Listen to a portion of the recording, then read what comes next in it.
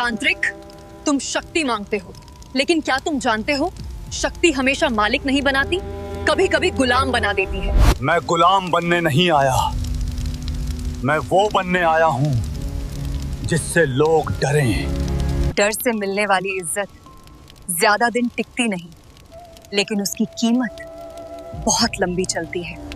अगर कीमत देनी पड़े तो मैं तैयार हूँ, बस मुझे वो शक्ति चाहिए जो किसी के पास ना हो। तो फिर याद रखना, आज के बाद तुम अपनी जिंदगी के मालिक नहीं रहोगे, बल्कि मेरी शर्तों के हिस्से बन जाओगे। और उस तांत्रिक को बिल्कुल भी अंदाजा नहीं था कि जिस शक्ति के लिए उसने अपनी आत्मा दांव पर लगाई, वही शक्ति के द्वारा अब मैं तांत्रिक से क्या क्या करवा सकती हूँ। मध्य प्रदेश के एक छोटे से कस्बे के बाहर नदी किनारे एक पुराना शमशान घाट था। दिन में भी लोग वहां जाने से डरते थे और रात में तो कोई सोच भी नहीं सकता था। लेकिन उस रात वहां एक आदमी बैठा था। उसका नाम था निरंजन। लंबे जटाधारी बाल, माथे पर चिता की भस्म, गले में रुद्राक्ष की माला और आंखों में एक अजीब सी चमक। वो एक तांत्रिक था। निरंजन पहले एक साधारण इंसान था, छोटी नौकरी, छोटा परिवार, लेकिन उसके अंदर एक आग थी, शक्ति पाने की आग। वो चाहता था लोग उसे पहचाने, उसका सम्मान करे, वो खास बने। और इसी चाह में वो पिछले 5 साल से शमशान में साधना कर रहा था। उस रात बारिश तेज थी, एक अधजली चिता जल रही थी।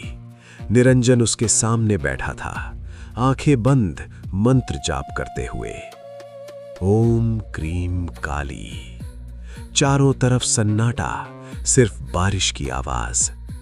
और तभी उसे लगा कोई उसे देख रहा है। निरंजन ने धीरे से आंखें खोली और जो उसने देखा उसकी सांस रुक गई। शमशान के अंधेरे कोने में पीपल के पेड़ के नीचे एक यक्षिणी खड़ी थी। सफेद साड़ी, लंबे काले बाल, चेहरा बेहद सुंदर, इतना सुंदर कि निरंजन कुछ पल के लिए सब भूल गया। लेकिन उसकी आंखें वो इंसानी नहीं थीं। निरंजन का दिल तेजी से धड़कने लगा। उसने हिम्मत करके पूछा, कौन हो तुम? कोई जवाब नहीं, बस वो यक्षिणी उसे देखती रही, मुस्कुराती रही, फिर धीरे धीरे उसकी तरफ बढ़ने लगी।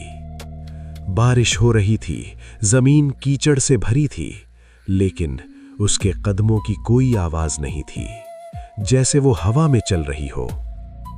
वो निरंजन के बिल्कुल सामने आकर खड़ी हो गई, उसकी ठंडी नजरें, और फिर उसने पहली बार बोला, डर गए क्या तांत्रिक?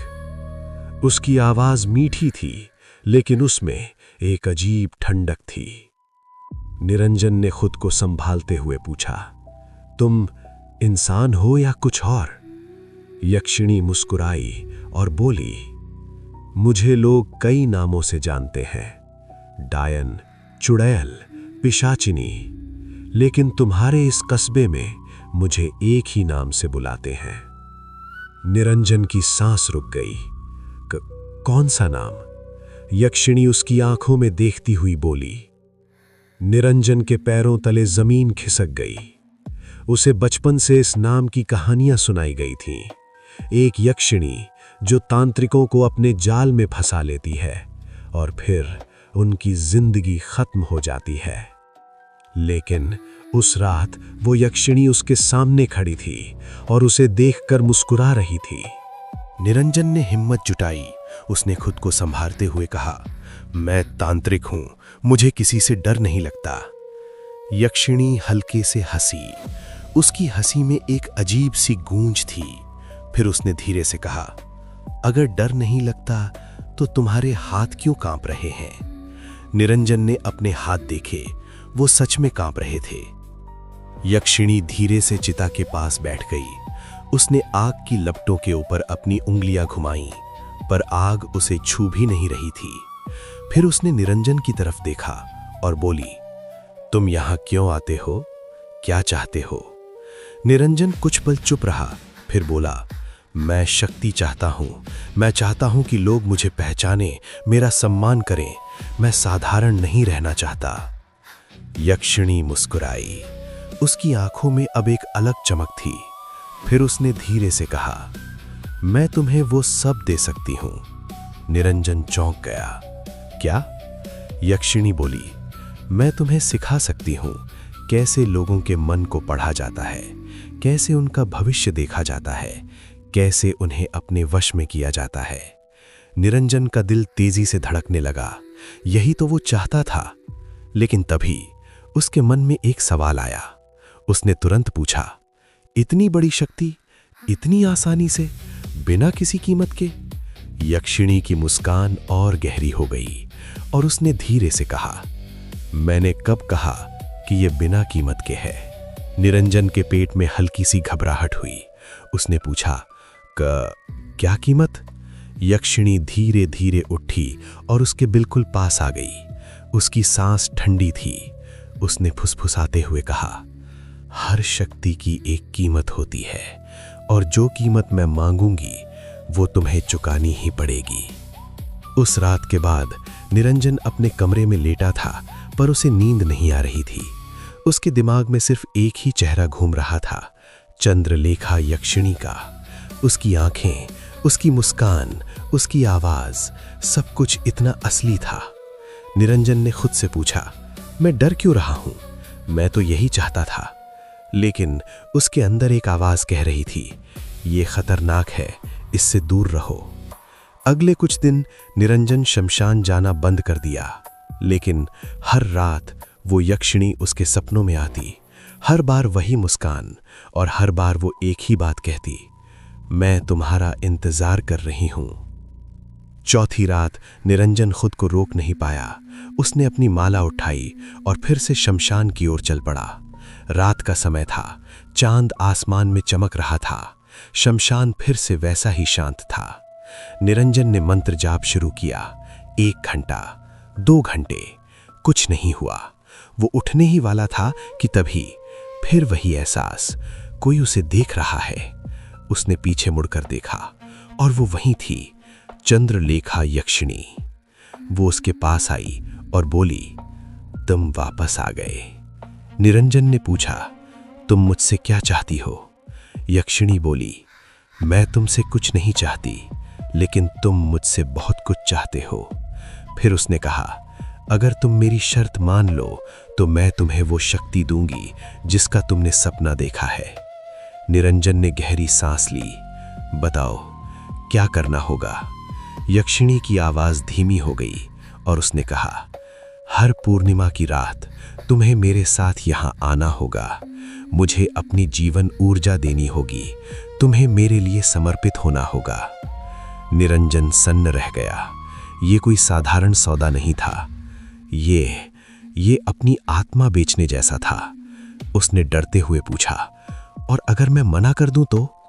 यक्षिणी की आंखें अचानक ठंडी हो गईं। फिर उसने कहा, तो तुम हमेशा एक साधारण आदमी ही रहोगे।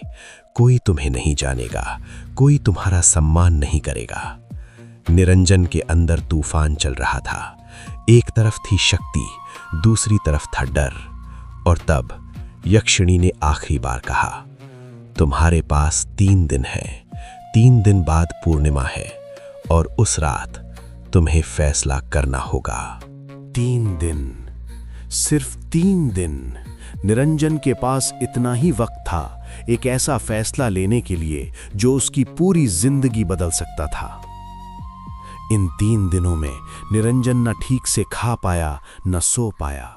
उसके दिमाग में बार बार वही बातें घूम रही थीं, शक्ति, सम्मान, पहचान, और दूसरी तरफ डर, अज्ञात, मौत। उसने खुद से पूछा, क्या मैं सच में ये सब चाहता हूं? क्या मैं अपनी जिंदगी दांव पर लगा सकता हूं? लेकिन उसके अंदर की आवाज कह रही थी, अगर आज पीछे हट गया तो जिंदगी भर पछताएगा। निरंजन ने अपनी तांत्रिक किताबें खोली। उसने पढ़ा, कई तांत्रिकों ने आत्माओं से सौदे किए थे। कुछ सफल हुए, लेकिन कुछ हमेशा के लिए खत्म हो गए।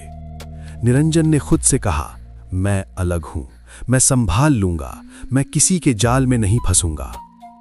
तीसरी रात पूर्णिमा आ गई। आसमान में पूरा चांद चमक रहा था। शमशान की जमीन चांदनी में सफेद दिख रही थी। निरंजन शमशान के बीच खड़ा हुआ और जोर से बोला, चंद्रलेखा, मैं तैयार हूं। कुछ पल सन्नाटा रहा, फिर अचानक हवा तेज चलने लगी, पेड़ों की पत्तियां हिलने लगीं और फिर वो प्रकट हुई। आज वो पहले से भी ज्यादा सुंदर लग रही थी। उसकी साड़ी चांदनी में चमक रही थी, उसकी आंखें जैसे किसी दूसरी दुनिया की हों। यक्षिणी ने पूछा, तुमने फैसला कर लिया? निरंजन ने बिना हिचकिचाए कहा, हां, मैं तुम्हारी शर्त मानता हूं। यक्षिणी उसके पास आई। उसने अपना ठंडा हाथ निरंजन के माथे पर रखा और फुसफुसाई, अब से तुम मेरे हो और मैं तुम्हारी। ये बंधन अब कभी नहीं टूटेगा। उस पल निरंजन को लगा जैसे उसका शरीर हल्का हो गया है, जैसे उसके अंदर कोई नई ऊर्जा आ गई हो। यक्षिणी ने कहा, अब तुम्हारे अंदर मेरी शक्ति का एक हिस्सा है, धीरे धीरे तुम इसे समझ जाओगे। फिर उसने गंभीर आवाज में कहा, हर पूर्णिमा को तुम्हें यहां आना होगा। अगर तुम एक भी बार चूके तो यही शक्ति तुम्हें खत्म कर देगी। उस रात के बाद निरंजन की जिंदगी सच में बदल गई। अब जब कोई उसके पास आता तो उसे उसके मन की बातें सुनाई देने लगीं। कोई कुछ बोलता और उससे पहले ही निरंजन जान जाता वो क्या सोच रहा है, उसके साथ क्या हुआ था, आगे क्या होने वाला है। धीरे धीरे उसकी चर्चा पूरे इलाके में फैलने लगी। लोग दूर दूर से आने लगे, कोई बीमारी लेकर, कोई समस्या लेकर, कोई अपना भविष्य जानने, और हर बार निरंजन सबको हैरान कर देता। अब लोग उसे एक नए नाम से बुलाने लगे, त्रिकालदर्शी बाबा। लेकिन इस सब के बीच एक चीज थी जो धीरे धीरे बदल रही थी। हर पूर्णिमा को निरंजन शमशान जाता और वहां चंद्रलेखा उसका इंतजार करती। वो रातें अजीब होती थीं। कभी वो उसे नए मंत्र सिखाती, कभी ध्यान, और कभी बस उसे चुपचाप देखती रहती।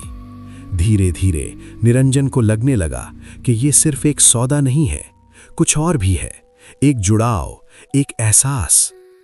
एक रात निरंजन ने हिम्मत करके पूछा, तुम यहां क्यों हो? तुम इस शमशान में क्यों फंसी हुई हो? यक्षिणी कुछ पल चुप रही, फिर बोली, मैं भी कभी इंसान थी, एक साधारण लड़की, लेकिन एक तांत्रिक ने मुझे धोखा दिया। उसने अपनी साधना के लिए इस्तेमाल किया और मुझे जिंदा जला दिया। निरंजन के रोंगटे खड़े हो गए। उसने धीरे से पूछा, क्या तुम मुक्त हो सकती हो? यक्षिणी ने उसकी आंखों में देखते हुए कहा, हां, अगर कोई मुझसे सच्चा प्यार करे, अगर कोई मुझे इंसान समझे, तो मैं मुक्त हो सकती हूं। निरंजन का दिल तेजी से धड़कने लगा। क्या वो एक यक्षिणी से प्यार कर सकता है? और अगर किया तो क्या वो उसे बचा पाएगा या खुद हमेशा के लिए शमशान में फंस जाएगा? लेकिन कुछ महीनों बाद उसे अपने अंदर बदलाव महसूस होने लगा। हर पूर्णिमा के बाद जब वो शमशान से लौटता, उसे बहुत कमजोरी महसूस होती। ऐसा लगता जैसे उसकी ताकत कोई खींच रहा हो। धीरे धीरे उसके चेहरे पर झुर्रियां आने लगीं, बाल सफेद होने लगे, आंखों के नीचे काले घेरे, और सबसे बड़ी बात, हमेशा थकान। एक दिन जब उसने खुद को आईने में देखा तो वो सन्न रह गया। 35 साल की उम्र में वो बूढ़ा दिखने लगा था। उस रात वो सीधे शमशान गया और चंद्रलेखा से पूछा, मेरे साथ क्या हो रहा है? मैं इतनी जल्दी बूढ़ा क्यों हो रहा हूं? यक्षिणी ने उसे देखा। उसकी आंखों में हल्का सा दर्द था। फिर उसने धीरे से कहा, मैंने तुम्हें पहले ही बताया था, शक्ति की कीमत तुम्हारी जीवन ऊर्जा है। निरंजन के पैरों तले जमीन खिसक गई। उसने घबराकर पूछा, मतलब मैं जल्दी मर जाऊंगा? यक्षिणी कुछ नहीं बोली। उसकी खामोशी ही जवाब थी। निरंजन गुस्से से भर गया। तुमने मुझे धोखा दिया, तुमने पूरी सच्चाई नहीं बताई। यक्षिणी की आंखों में आंसू आ गए। मैंने तुम्हें धोखा नहीं दिया। मैंने कहा था कीमत होगी, तुमने कभी पूछा ही नहीं। निरंजन जमीन पर बैठ गया। उसका दिमाग घूम रहा था। अब मैं क्या करूं? यक्षिणी उसके पास आकर बैठ गई और बोली, तुम्हारे पास दो रास्ते हैं। या तो ये सब छोड़ दो, शक्ति छोड़ दो, मुझे छोड़ दो और एक सामान्य जिंदगी जियो, या फिर इसे जारी रखो और धीरे धीरे खत्म हो जाओ। निरंजन ने सोचा, एक तरफ मौत, दूसरी तरफ साधारण जिंदगी। उसने पूछा, क्या कोई तीसरा रास्ता नहीं है? यक्षिणी कुछ देर चुप रही, फिर धीरे से बोली, शायद एक रास्ता है। अगर तुम मुझे इस श्राप से मुक्त करा दो तो मुझे तुम्हारी ऊर्जा की जरूरत नहीं पड़ेगी। निरंजन की आंखों में उम्मीद जागी। बताओ कैसे? यक्षिणी ने उसकी आंखों में देखा और बोली, अगर कोई मुझसे सच्चा प्यार करे, अगर कोई मेरे लिए अपनी जान तक देने को तैयार हो, तभी मैं मुक्त हो सकती हूं। निरंजन ने तुरंत कहा, मैं तुमसे प्यार करता हूं। यक्षिणी हल्का सा मुस्कुराई और बोली, नहीं निरंजन, तुम मुझसे प्यार नहीं करते, तुम सिर्फ अपनी जान बचाना चाहते हो। ये सुनकर निरंजन चुप हो गया, क्योंकि वो सच बोल रही थी। यक्षिणी उठी और जाने लगी।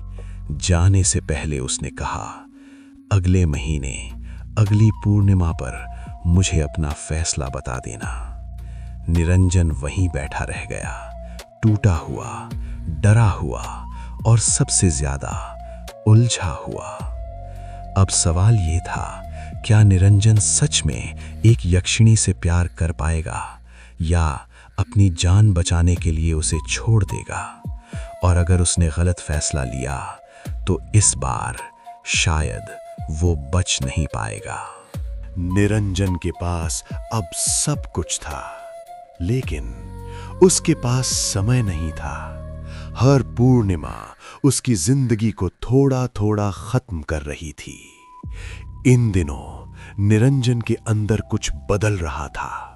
वो अब सिर्फ शक्ति के बारे में नहीं सोचता था, वो चंद्रलेखा के बारे में सोचता था। उसकी आंखें, उसकी आवाज, उसका दर्द। धीरे धीरे निरंजन को समझ आने लगा, ये सिर्फ सौदा नहीं है, ये कुछ और है, शायद प्यार। अगली पूर्णिमा की रात निरंजन फिर से शमशान पहुंचा। इस बार उसके मन में डर नहीं था, बल्कि एक फैसला था। चंद्रलेखा प्रकट हुई। आज उसके चेहरे पर हल्की उदासी थी। उसने पूछा, तुमने क्या फैसला किया? निरंजन ने गहरी सांस ली और बोला, मैं तुम्हें मुक्त कराना चाहता हूं। यक्षिणी की आंखें चौड़ी हो गईं। उसने पूछा, क्यों? निरंजन बोला, क्योंकि तुम इसकी हकदार हो। तुम्हारे साथ जो हुआ वो गलत था और शायद मैं तुमसे सच में कुछ महसूस करने लगा हूं। यक्षिणी रो पड़ी। इतने सालों में पहली बार किसी ने उससे कुछ मांगा नहीं, बल्कि उसे कुछ देने की बात की। निरंजन ने उसका हाथ पकड़ा। बताओ, मुझे क्या करना होगा? यक्षिणी ने धीरे से कहा, अमावस्या की रात तुम्हें उस जगह आना होगा जहां मुझे जलाया गया था। तुम्हें एक विशेष अनुष्ठान करना होगा, अपना खून देना होगा, अपनी ऊर्जा देनी होगी। अगर तुम्हारा प्यार सच्चा हुआ तो मैं मुक्त हो जाऊंगी, लेकिन अगर नहीं तो हम दोनों हमेशा के लिए यहीं फंस जाएंगे। निरंजन ने बिना सोचे कहा, मैं तैयार हूं। वो रात साल की सबसे अंधेरी रात थी। न चांद न तारे, सिर्फ गहरा अंधकार। निरंजन ने हवन कुंड बनाया, जड़ी बूटियां डालीं और मंत्र जाप शुरू किया। फिर उसने चाकू उठाया और अपनी हथेली काट दी। खून की बूंदें आग में गिरने लगीं। जैसे ही अनुष्ठान शुरू हुआ, एक तेज आवाज गूंजी, रुक जाओ। निरंजन ने पीछे मुड़कर देखा। एक बूढ़ा साधु खड़ा था, हाथ में त्रिशूल, आंखों में गुस्सा। उसने कहा, तुम नहीं जानते तुम क्या कर रहे हो। साधु बोला, ये कोई साधारण यक्षिणी नहीं है, ये एक खतरनाक प्रेत शक्ति है। निरंजन चौंक गया। क्या मतलब? साधु ने कहा, ये हर 100 साल में एक तांत्रिक को फंसाती है। पहले उसे शक्ति देती है, फिर उसकी ऊर्जा चूसती है और अंत में उसे हमेशा के लिए अपने साथ फंसा लेती है। निरंजन ने चंद्रलेखा की तरफ देखा। उसकी आंखें झुकी हुई थीं, वो चुप थी। निरंजन चिल्लाया, बताओ, क्या ये सच है? यक्षिणी चुप रही और उसकी यही खामोशी सब कुछ बता गई। निरंजन का दिल टूट गया। उसने कहा, तुमने मुझे धोखा दिया। यक्षिणी रोते हुए बोली, शुरू में हां, लेकिन बाद में मैं सच में तुमसे प्यार करने लगी थी। अब निरंजन के सामने 2 सच्चाई थी, एक धोखा, दूसरी प्यार। अब फैसला उसे करना था। क्या वो अनुष्ठान पूरा करेगा और अपनी जान दांव पर लगाएगा, या सब कुछ छोड़कर चला जाएगा? लेकिन जो भी फैसला होगा, इस बार उसकी जिंदगी हमेशा के लिए बदल जाएगी। शमशान में सन्नाटा था। एक तरफ खड़ा था निरंजन, दूसरी तरफ चंद्रलेखा यक्षिणी और बीच में सच, धोखा और प्यार। साधु की बात सुनने के बाद निरंजन के अंदर तूफान चल रहा था। एक तरफ था धोखा, दूसरी तरफ उसका दिल। चंद्रलेखा ने रोते हुए कहा, अगर तुम चाहो तो मैं ये अनुष्ठान रोक दूंगी। तुम अपनी जिंदगी जी सकते हो, मैं यहीं रह जाऊंगी हमेशा के लिए। निरंजन ने आंखें बंद की, कुछ पल सोचा, फिर धीरे से बोला, मैं ये अनुष्ठान पूरा करूंगा। साधु चिल्लाया, मत करो ये गलती, ये तुम्हें खत्म कर देगा। निरंजन ने शांत आवाज में कहा, अगर ये प्यार है तो मैं इसके लिए जोखिम उठाऊंगा। निरंजन फिर से हवन कुंड के पास बैठ गया। उसकी हथेली से खून बह रहा था। वो मंत्र पढ़ने लगा। जैसे जैसे मंत्र आगे बढ़े, हवा तेज होने लगी, बिजली चमकने लगी, पूरा शमशान कांपने लगा। चंद्रलेखा अचानक चीखने लगी, उसका शरीर कांपने लगा। उसने दर्द से कहा, मेरे अंदर 2 आत्माएं हैं। एक वो मासूम लड़की जो कभी इंसान थी, और दूसरी वो अंधकार जो सदियों से लोगों को फंसा रहा था। निरंजन का प्यार उन दोनों को अलग कर रहा था। अचानक एक काली छाया प्रकट हुई, भयानक, डरावनी, शक्तिशाली।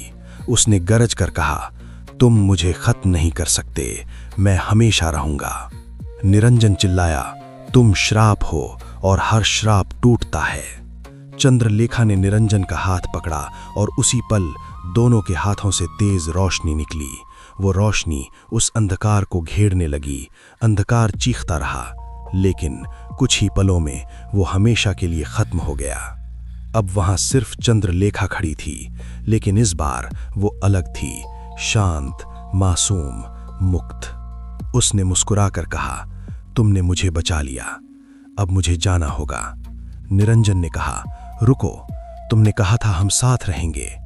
चंद्रलेखा बोली, हम मिलेंगे, लेकिन अभी नहीं, जब समय सही होगा।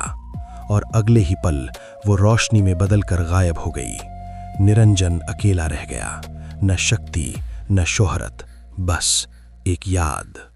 धीरे धीरे उसने एक सामान्य जिंदगी शुरू की, एक मंदिर में काम, साधारण जीवन, लेकिन दिल में वही प्यार। एक दिन पूर्णिमा की रात शमशान में उसे एक लड़की दिखी। सफेद कपड़े, वही मुस्कान, वही आंखें। निरंजन ने पूछा, तुम्हारा नाम? लड़की मुस्कुराई, चंद्रलेखा।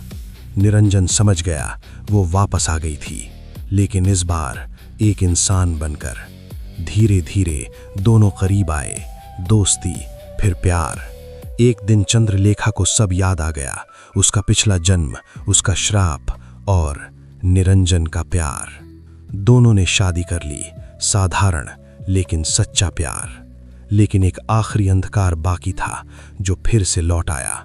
निरंजन और चंद्रलेखा दोनों ने मिलकर उस अंधकार का सामना किया, और इस बार सच्चे प्यार ने अंधकार को हमेशा के लिए खत्म कर दिया।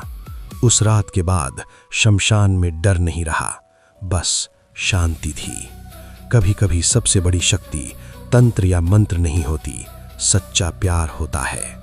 अगर आपको ये कहानी पसंद आई तो कमेंट में ज़रूर लिखिए आपको कहानी कैसी लगी, और साथ में लिखिए आपका नाम, आप किस शहर से देख रहे हैं, और कमेंट में कुछ अच्छा ज़रूर लिखिए।